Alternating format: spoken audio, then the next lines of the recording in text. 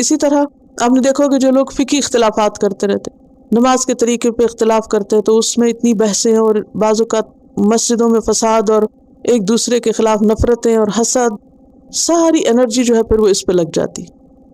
تو ان چیزوں سے پرہیز کرنا چاہیے اور بہت ہی ہوش میں آنے کی ضرورت ہے. کسی کو یہ کہنے کا موقع نہیں ملنا چاہیے کہ یہ قرآن پڑھنے والے لوگ وہم یتلون الکتاب، یہ اخلاق ہے ان کا، یہ قرآن پڑھتے ہیں. ہمیں اپنے اس پڑھنے پڑھانے کی کیا کرنی چاہیے؟ حفاظت کرنی چاہیے کہ اس کو ٹھیس نہ لگے. جیسے ایک بہت پیاری چیز ہوتی ہے نا، تو انسان کہتا ہے بس ٹھیک ہے جو بھی ہو اس کو نہیں کرے کوئی.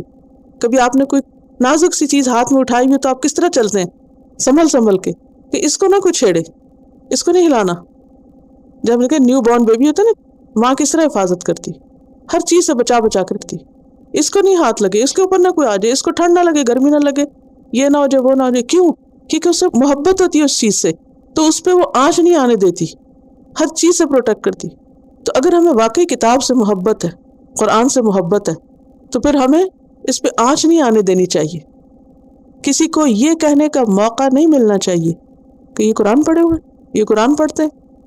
اور ایک اور بات یہ پتہ چلی یہاں سے کہ حق اور باطل کے درمیان فرق قرآن ہی کرتا ہے. کتاب سے پتہ چلتا ہے کہ کیا صحیح اور کیا غلط ہے. یعنی صحیح اور غلط کا معیار ہماری خواہشات پر نہیں، ہماری عقل پر نہیں، کس پر ہے؟ کتاب کیا کہتی ہے. تو اختلافات کا حل قرآن پاک میں کیا بتایا گیا؟ ان تنازعتم فی شیء فردوہ الی اللہ والرسول. جب تمہارا آپس میں اختلاف ہو تو جھگڑوں میں کیا کرو؟ اس کو اللہ رسول کی طرف لوٹا دو. یہ دیکھو وہ کیا کہتے ہیں، اور جو وہ کہتے ہیں اس کو مان لو، پھر اس کی تعویلیں نہ کرو. کیونکہ اس گروہ بندی کا نتیجہ کیا ہوتا ہے؟ مسجدیں ویران ہو جاتی ہیں. کئی قصے کہانیاں سنیں، مسجد میں ایک گروہ نے پہلے قبضہ کیا اور پھر وہ وہاں سے اٹھا کے دوسرے کو باہر پھینکوایا، پھر اس سے دوسرا.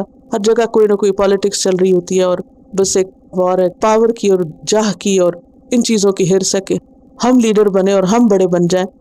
کل میں امام ابو داؤد کے حالات پڑھ رہی تھی، ان کا ایک قول تھا کہ حب جاہ جو ہے یہ خفی شہوات میں سے ہے. کیا مطلب ہے؟ حب الرئاسہ اور حب الجاہ، اتھارٹی اور پاور کی خواہش کہ میں لیڈر بنوں، میرا نام بڑا ہو، میری اتھارٹی، میرا کنٹرول ہو، میرا حکم ہو. یہ فساد کی جڑ ہوتی ہے نا. تو یہ ایک ایسی چیز ہے کہ جو انسان کے اندر چھپی ہوئی خواہشات ہیں ان میں سے ایک ہے کہ اس کو یہ بہت پسند ہوتا ہے کہ بس میری حکومت. آپ دیکھیں جتنے بھی جھگڑے ہیں گھروں میں، جھگڑے آپ دیکھیں ساس بہو دونوں میں کیا جھگڑا ہوتا ہے؟ میری حکومت، میرا حکم چلے، میری مرضی چلے. مسجدوں میں دیکھ لیں، کہیں دیکھ لیں، ہر جگہ فساد اسی بنیاد پر. اور یہ بعض اوقات انسان منہ سے نہیں کہتا کہ میں بڑا بننا چاہتا ہوں. یہ وہ چیز ہے کہ جو اندر چھپی ہوتی ہے اور انڈائریکٹلی انسان اس چیز کو ظاہر کر رہا ہوتا ہے مختلف طریقوں سے. جب آپ کسی کی بات سننے کے روادار نہیں ہوتے، ماننے کے نہیں ہوتے، اپنی منوانا چاہتے ہیں، تو یہ کس بات کا سائن ہے، کس چیز کا سمبل ہے؟ کہ آپ خود بڑا بننا چاہتے ہیں، صرف اپنی منوانا چاہتے ہیں. اور اس کے نتیجے میں کیا ہوتا ہے؟ جب دین کے کام میں اور دین کے نام پہ یہ چیزیں شروع ہو جائیں تو مسجدیں اور مدرسے ویران ہو جاتے ہیں، اجڑ جاتے ہیں. اور ایسا کرنے والوں کو اللہ نے اظلم کا، سب سے بڑا ظالم.